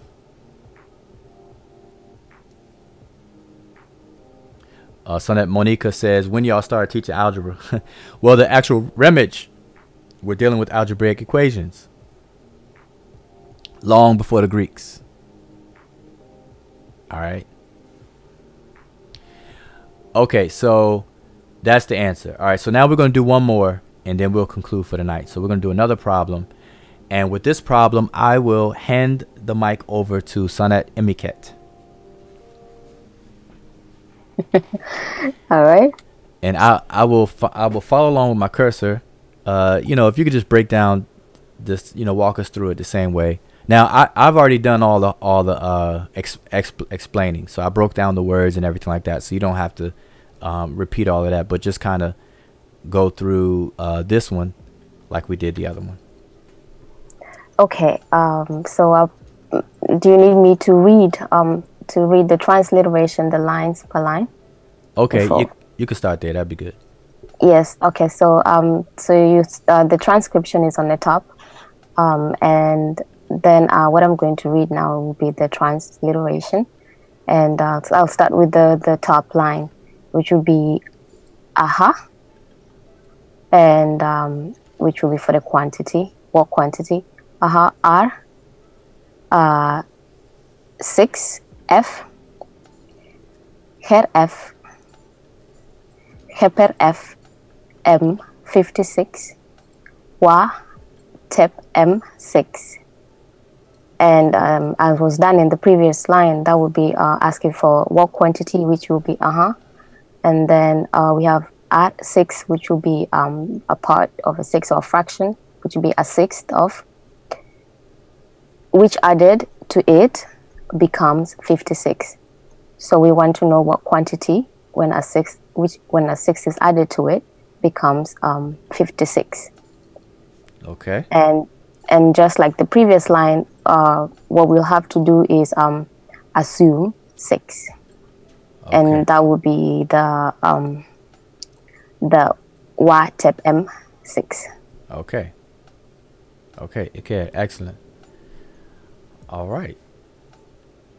And then I'll read the next line, which will be Ir Her Ek R6 Sen M. It's a little fuzzy over there. Let me look on YouTube. Oh, M1 damage 7 Wa Tep M7 R Gem Et. And so it will be so how we have to begin this solving this problem is you have to make the sixth as 1 and total 7. Okay. And then we divide 56 by 7. Okay. And then so I'll read the third line, which I think I kind of went through some of it. There will be 56 Keper Her 8 Wa M 8 Sepu 6 Keper Her 48 R 6 8. So this will be the result must become 6, which will be Heper Her 8. Then we multiply 8 by 6, which is Wa M 8 Sepu 6. And then this must become 48, which will be Heper Her 48. And then a sixth of it, which will be R6, it is 8, which will be 8. And then damage on the last line, damage 56 48 R6F 8 damage 56. So damage 56, the total is 56. And then now we know the quantity. Now, before it was unknown on the top, and now we know the quantity is 48. So I have 48. And then a sixth of it, it is 8 and totals 56. So R6F and then 8, damage total 56. Okay, Iker. Excellent. So let's go to the math to actually see it in action. So I'll follow you if you want to go ahead and explain this. Okay, so from the translation that we were reading, I will start with what quantity, a sixth of it, of which added to it becomes 56. So what quantity, this is the unknown variable, which is the x. And then when added a sixth of it, so we add a sixth to the unknown variable, which is a sixth of x, then it becomes, which is it equals 56. That's what we have on the first line. And then we're told to assume 6. And in this case now the variable becomes 6. So on the next line at the bottom, you'll see that now that we know that the unknown variable is 6, so the equation will be 6 plus a sixth of 6 equals or becomes 56. But what we get here will be 6 plus a sixth of 6, which is 1, and that gives us 56. So you have to make their sixth as 1 and total 7, which is what we get, 6 plus 1. But 7 is not equal to 56. So we kind of have to go back to the drawing board. So we divide 56 by 7 as we read up there. And when we do that, what we get is 8. So the result must become 8. So we multiply 8 by 6. And this is 48. So now we know that the aha is 48. The unknown quantity was 48. One second. Let me just for clarity, I'm gonna do the same thing like I did on the other one here. All right. Okay. So that is 48. So a sixth of it is 8. Total is 56. Mm-hmm. So 6 plus a sixth of, we're going through the first equation, which was the x plus a sixth of the x is 56. So we know now what x is, and now it will be 48. So 48 plus a sixth of 48 should give us 56. And then 48 plus a sixth of 48, which is 8, does give us 56. So we know that this is correct. All right. Yeah. And that is it. Excellent. Iker, that's excellent job. So that is the same problem. Notice that was the same kind of problem, but it was solving for a different unknown. Okay. And so that was straightforward. Hopefully that's understood. I think that was very clear in the way that you've explained it. And hopefully it was clear when I explained it as well. And you can follow along. And these are real equations that were done by the ancient Remish thousands of years ago. Okay, that survived to us to this very day in a papyrus known as the Ahmes mathematical papyrus. All right, and it's actually a copy of an older papyrus. All right, so yeah, that's just 2 examples. Now what's good about this is that, remember, so this is confirmation that there was an understanding of scaling, because if you notice that the assumption was 6. Now the question becomes, why 6? And on this one, why 4? You know, assume 4 for that one, and then assume 6. Assume 6 for this one. Well, the reason why is because of this here. When you have Ra 6, 1/6, the 6 here is the denominator. The 1 would be the numerator. And we know 1/6, in order to make 1/6 of anything a whole, we know we have to multiply by 6. So it becomes 1. So 6 1/6 becomes one whole thing. And so this was understood. And like any other problem, it was 1/4. So that's why you assume Watep M4, why you assume 4. And on this one, why you Watep M6, you assume 6, because the goal here right now for this part is to make that fraction into a whole. So you choose 6 for this one.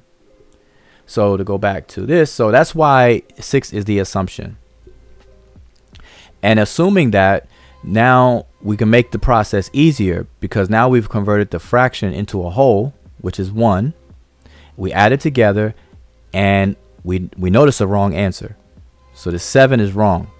So now this is the scaling part. What do we, the question is, what do we have to do to the number we got, which is 7, to make it the number we're looking for, which is 56? What do we have to do to 7 to make it 56? And so you divide 56 by 7, or 7 into 56, and you get 8. Now I know I have to scale it up 8 times. Not 7, but our assumption, because we assumed 6. Now I got to scale 6 up 8 times. So that's where you get the 8 times 6. 8 times 6 is 48. That's the answer. X, or AHA, is 48. And now this is the checking part. So matter of fact, let me do this just to make it clear. This will be the scaling. And this part would be the checking.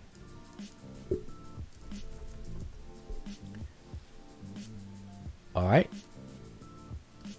So we have checking and we have scaling. So this will be scaling, the scaling aspect, and that would be the answer. And then we have checking. Matter of fact, let me just move this down so to be clearly on its own. That's the answer. So now we can check. We can check for the answer. So now we plug in X is 48 now. So we plug it in now. So we have 48 plus 1/6 of 48 equals 56. Does it?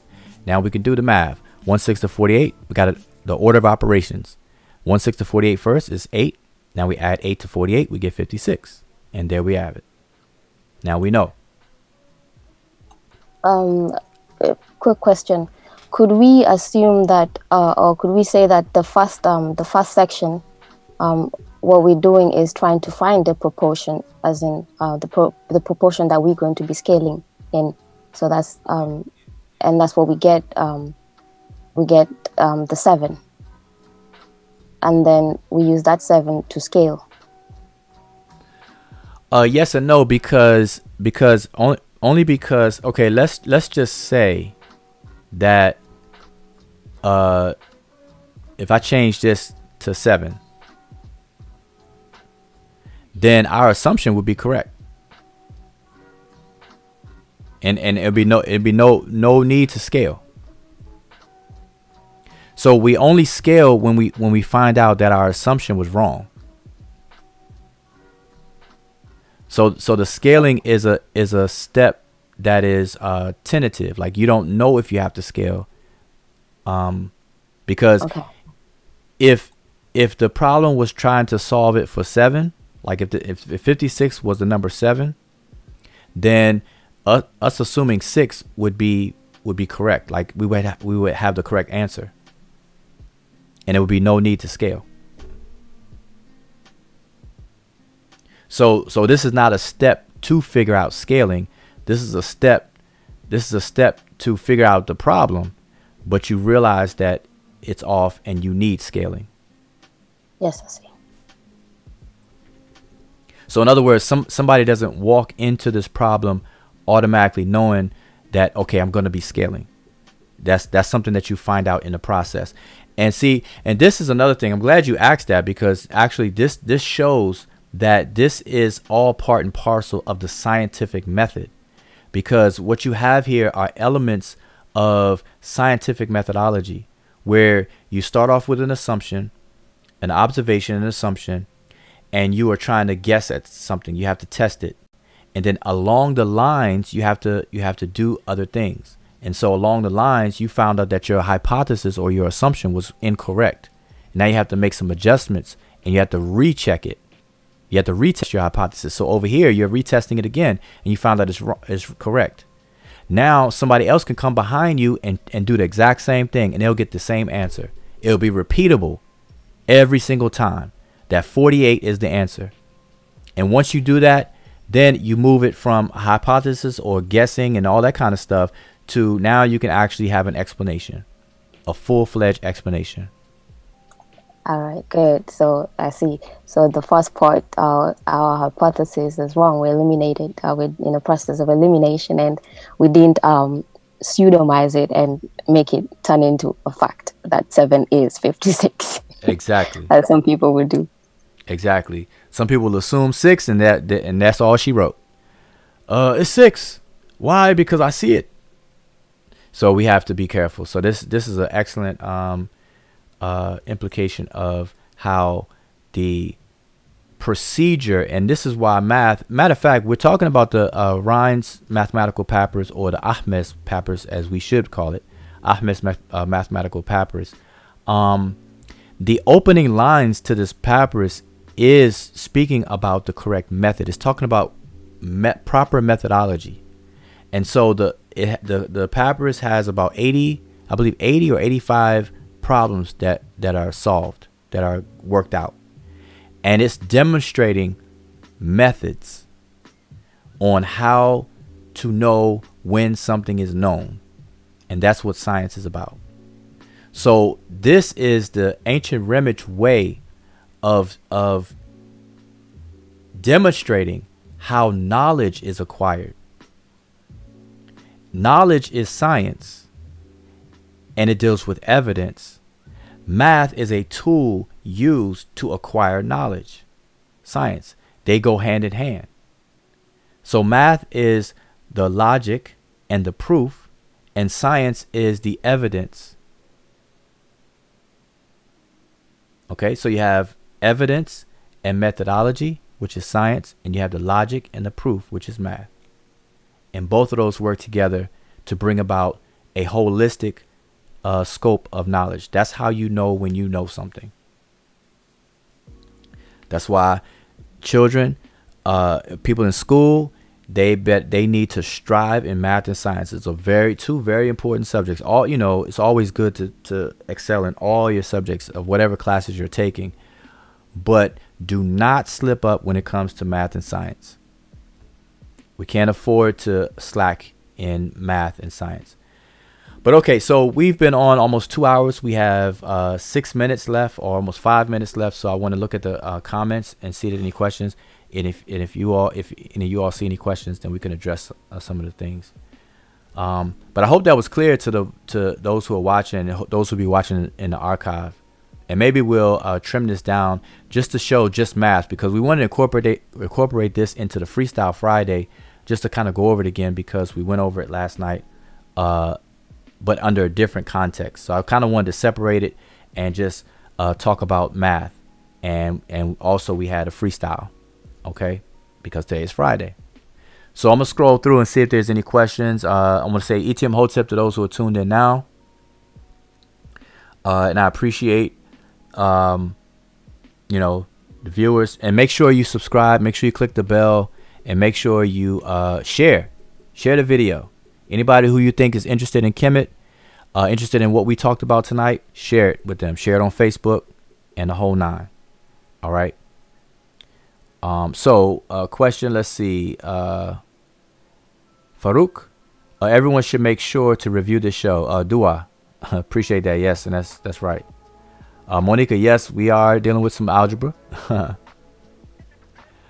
Jody Mott, okay. Some translations can be wrong based on bad. Oh, it must have been a question earlier then. Okay, Brother Malik. Okay. I have a question I've been wanting to ask for weeks now. Okay. How does one know their translation is correct of Medu Neter? There are many that claim to have proper translation, just like the Bible or Quran. Many scholars or sects claim to have the proper translation and understanding of those books. I'm not saying it hasn't been translated, for the record. And let's see, Jehudi, I think, answered that. He says, some translations can be wrong based on bad methodology as well as not knowing the grammar. You can also have cases where some translations are just more accurate and precise than others. Yeah, that is a good answer. The only thing I would add to that is, how do we know that we're correct in translation? You have to understand the science of translating, period, and what translation is. Translation is a semantic journey or job that you're doing, an act. That's what you're carrying out. And what you're doing is you're taking the meaning from a source language and bringing it over into a target language. So the accuracy of a translation depends on the translator's knowledge of both languages. Because remember, to translate, you have to have 2 or more languages involved. So the translator's knowledge of the source and target language is critical to the accuracy of the translation.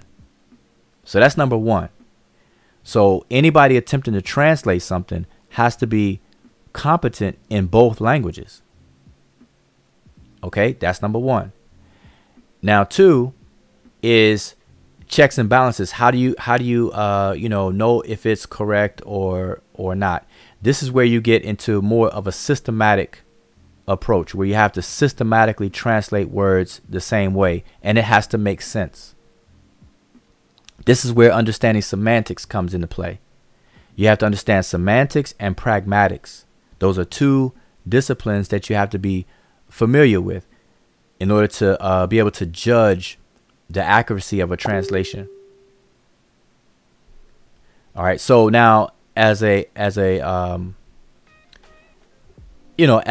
third person, third party, if you're not the translator and you're just reading somebody's work that was already translated, now it's up to you. You have to take it upon yourself that if you have any doubt about their translation, now you have to take those steps to learn, what I just said. You have to learn both languages. You have to learn semantics and pragmatics. That's really the only way you're going to really be able to double check. So there's certain degrees of trust that people put into translations. Just like a mechanic. Like, I don't know enough about cars to strip a car down and build it back up. So if I had a car, if my car breaks down, I go to a mechanic. And obviously I'm going to go to a mechanic that I trust, because I don't know enough about cars. That's why I'm going to him in the first place, or her. And so I have to trust their skill and their ability to tell me, what's wrong with the car and everything like that. So likewise with translators and translations, you have to do your due diligence enough that you have confidence in the translator. Outside of that, you have to learn yourself. And so our stance is we push people to learn the language. Learn it. Okay, that way you could check. But that's what we've done. We don't have to rely on translators. Like Budge, we don't rely on Budge. We don't rely on Faulkner. We don't rely on Breasted. We don't rely on all these different people. And the key word is rely. We don't have to rely on them. But those people I just mentioned, they've done a lot of work. Like, a lot of people will kind of speak ill of E.A. Wallace Budge. But if you look at what Budge has done in the documentation that he's done, he was a curator of the British Museum, I believe British Museum. And so he had a lot of time to document a lot of things. And so he has a lot of material and things in his book now, in his books. But now, should we depend on it? No, and we don't. So we study enough to be able to check behind budge. All right, so that's what we are able to do. And a lot of people may not be able to do that. Therefore, you have to kind of yield your trust over to somebody who you feel is competent and proficient. And that's why it's important that if you're talking about Kemet, or if you're listening to people teach about ancient Egypt or Kemet, you have to make sure they know what they're talking about. You have to be able to trust their competency in it. All right. Nobody should be talking about Kemet on a very influential level if they haven't even taken the time out to even learn the basics about the language so they could read inscriptions. Or just know that a person who aren't able to do that, they're not able to do that, then you just have to understand that that's one of their handicaps. That's it. We just got to be honest with everything. We have to understand our strengths and weaknesses and the pros and cons of everything. Okay. Okay. Exactly. Ask for a demonstration. So hopefully, so I just want to add to that. So that was an excellent answer, Jehudi Ma'at. I just was adding that on to it. Farouk Wuja. Oh, okay. Dua for that. Okay, Brother Malik, after this show, can I call you in the inbox, Wujao, so I can explain somewhat better? Well, hopefully, I think I understood your question, and hopefully our answer is sufficient. Because the only reason I'm saying that is because if you have a question, see, everybody could benefit from the answer in the question. So you can't get the private answer. you want to ask the question and then get the private answer. You want the answer all to yourself. So just let me know if that answer satisfied your question. So let me know if that answer satisfied your question. And if anybody else has a question. And what do I have? I still have this problem on the screen. Let me switch the screen up. So yeah, if anybody else has a question, by all means type it in. We don't want to stay too long. We actually we got 7 minutes now. We're gonna cut it at 12:30. We're gonna end at 7. In 7 minutes. So what quantity of what, which is the sixth of it, add to 7 minutes now? Yeah, I think it was great. The way you, from the demonstration, you could see that if you do not understand just the language itself, it will be hard to even know what you're being requested to do. If you don't understand what sepu is, you don't know if you're going to be multiplying, if you're going to be adding, if it's somebody's asking for a total. But you can see that there's nothing really separate or special about it. It's just that we are dealing with math, but we have to remember that before we write it, it is math. We're dealing it even in the spoken language.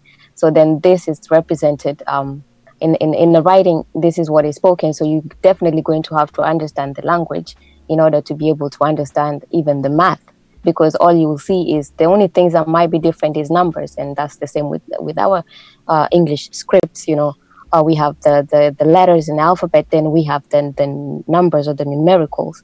But what you're being asked in a math problem, those you will have to understand English, not just know what the number 1 looks like or the number 2 looks like. You have to understand English to even understand what you're being asked to do with the numbers.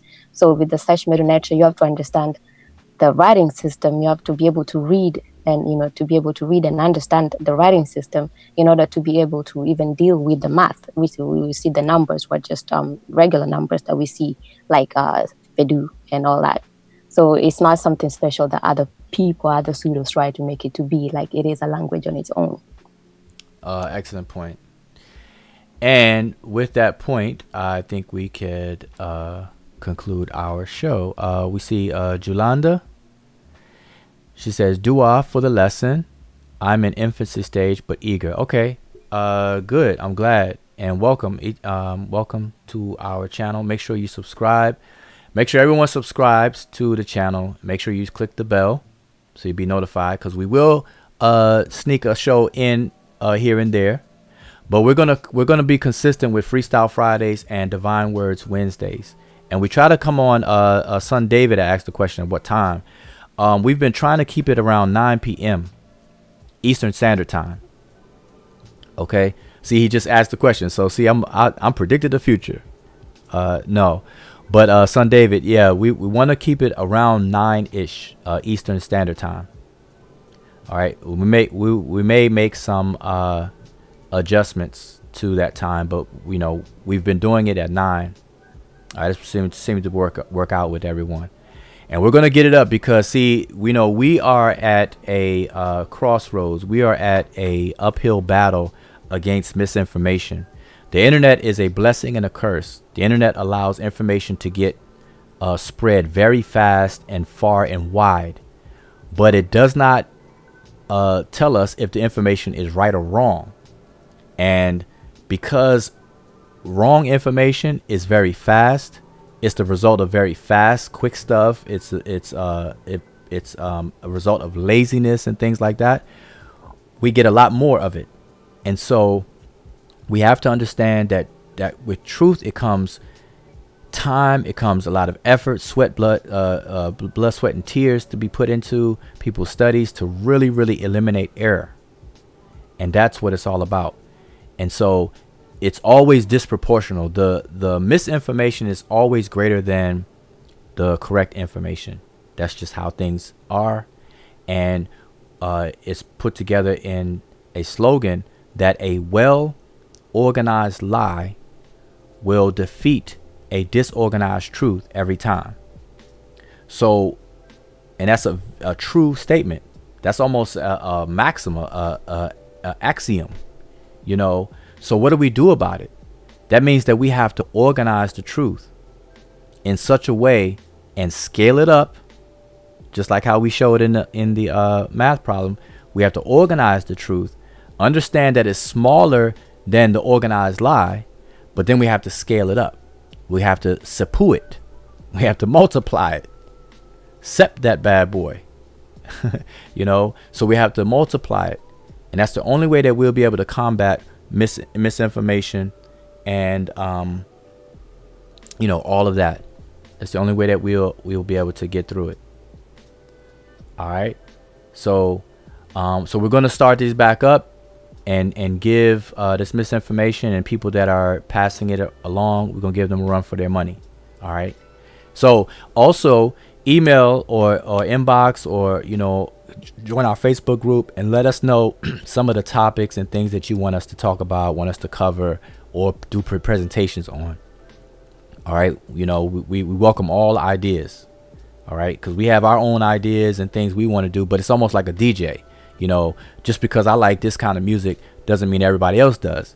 So we're taking requests. We're like the DJ. We're taking requests. So be sure to make sure you communicate that to us, and we'll get on it. Does anybody have anything closing? Sunshine?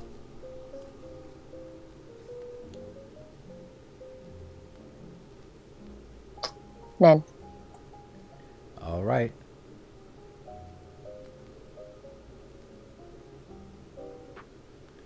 So if there's nothing to discuss, then we'll conclude. So again, I want to say dua for those took the time out to hang with us.